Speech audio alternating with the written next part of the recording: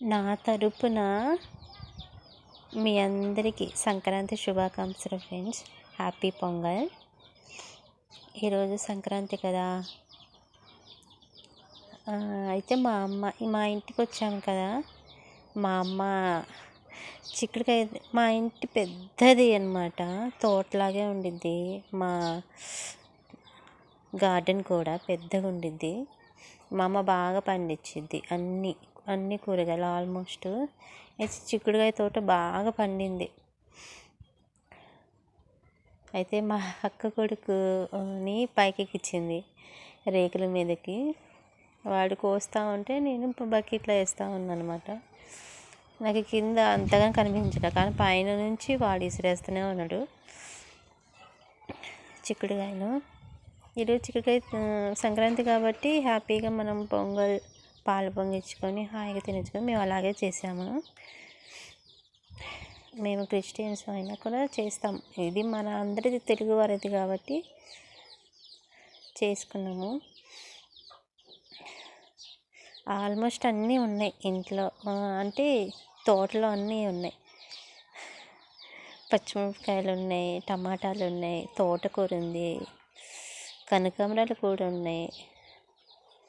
ఇంకా ఒక గులాబీ చెట్టు ఉంది. ఒక 2-3 పూలు పూసాయి అన్నమాట. కింద ఎంత ఎదుగులాడుతున్నా చాలా దొరికింది నాకు కూడా చిక్కుడుకాయలు, కానీ పల్చగా దొరికినాయి. కొన్ని దొరికినాయి నాకు కింద. కానీ మా అబ్బాయి పైకి ఎక్కువ కోసిండు కదా, అక్క కొడుకు, వాడికి బాగా దొరికినాయి అన్నమాట.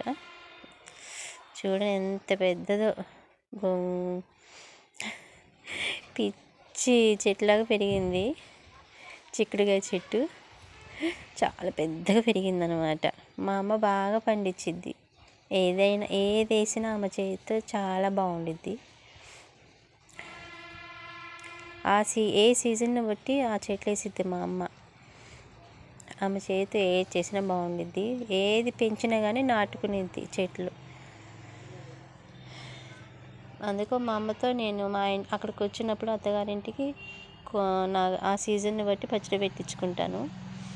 మళ్ళీ వచ్చేంత వరకు కూడా ఆ పచ్చడి అంత టేస్టీగా ఉండిద్ది అనమాట. అయిపోయేంతవరకు అస్సలు పాడు కాదు. చిక్కుడుకాయలు అయితే ఈ పూటకి మాకు ఇది సరిపోయినాయి.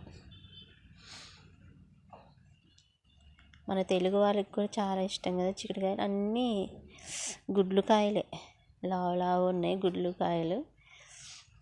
ప్లస్ మా అమ్మ ఏం వేయదు, కేవలం బూడిద వేసిద్ది చెట్ల మీద పురుగు పట్టకుండా. సో అందుకే అంత ఫ్రెష్గా ఉండిద్ది. సో అందరికి ఇంకోసారి సంక్రాంతి